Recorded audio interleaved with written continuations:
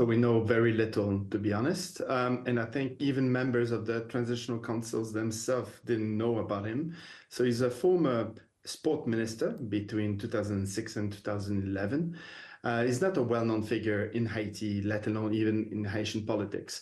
So it came as a surprise, definitely, to everyone. There were some tractations, some kind of conversations. We knew about 4 different candidates that were out there. No one that seemed to be able to get the full consensus of the Transitional Council. And then one night, seemingly it all happened in one night, a block of members, 4 of the 7 voting members, decided to support the specific candidate. So yeah, it came as a surprise to everyone.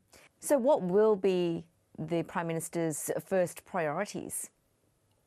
So first priority will be to get a council, so basically a cabinet together to manage the everyday affairs of the country. But more importantly, is get the actual authority of the council over Haitian politics, and to be able to demonstrate to the Kenyans and to the Americans that the security situation starts to be under control. At least the authority is there, that the police is following the council really, and so there's no vacuum of power, and so we can see potentially the emergence of this security intervention that everyone is expecting in Haiti. How do the gangs in Haiti, which have really threatened the security situation in the country, how do they view the Transitional Council and the new leader? So, some gangs have been more vocal than others. So we tend to talk about Barbecue Cherizier, who's one of the gang leaders. Because he plays that political game a lot, others have been fairly silent. But in general, it seems that the gang leaders have not been supportive of the Transitional Council. So it's very hard to understand, to see how this can actually emerge into a potential consensus between the gangs and this council and the new prime minister. And then it will depend on whether or not the new prime minister is going to see the gangs as a political problem or as a purely security problem. If it's a political problem, then we'll see potentially some negotiations going on, trying to kind of think of ways to assuage a little bit the gangs and what they are asking. Or if it's a security problem, first and foremost, then with the help of the international security intervention, they will just try to deal with this directly.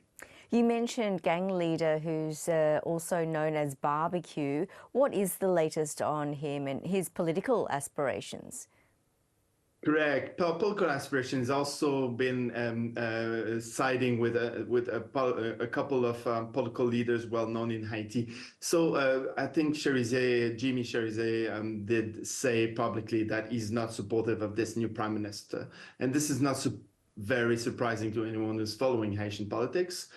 But at the same time, he's losing the very few political capital or social capital that he had in Port-au-Prince. I don't think that we can see him really as someone who's been supported by the Haitian population. He's been burning areas, for instance, of Port-au-Prince, trying to punish some neighborhoods for not siding with him, for instance. So he has really a bad press. I think that the Haitians are definitely very tired of these antics.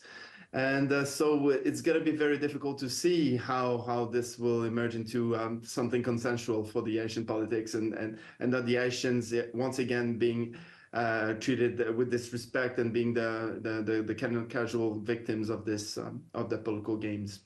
What is the situation on the ground in Haiti? Large portions, are they still controlled by gangs? Yeah, large portions are still controlled by gangs. It's even worse than last time we spoke, actually. They've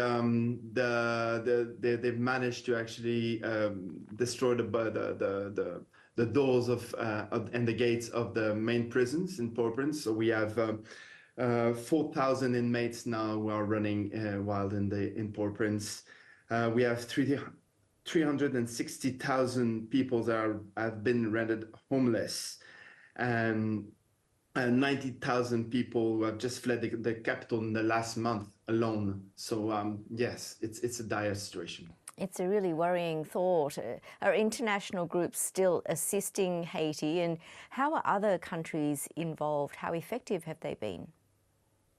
So it's very difficult because obviously most international actors at that moment are trying to be in the backstage, not trying to be have the spotlight on them.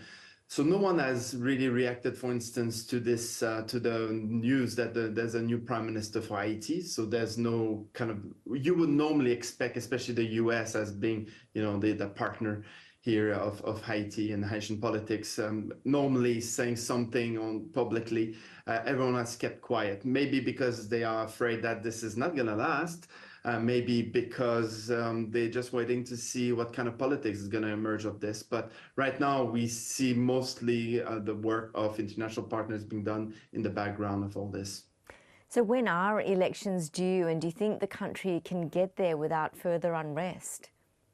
No, there's no due date. There's no specific date now for the elections. I think we are quite far from this, to be honest, in Haitian politics. So the council has until February 2026 to organize elections, meaning local and national elections. You know, but before moving to that phase, there are a number of other steps that need to be done and addressed. So especially the staffing of the electoral council, which has always been very, very political in Haiti. It would be first and foremost, I think, for Haitian, it would be to be able to restore a modicum of security in the country before we can even think and start talking about elections. Professor Nicolas Lemay-Hebert, thank you so much for your time. My pleasure. Thank you.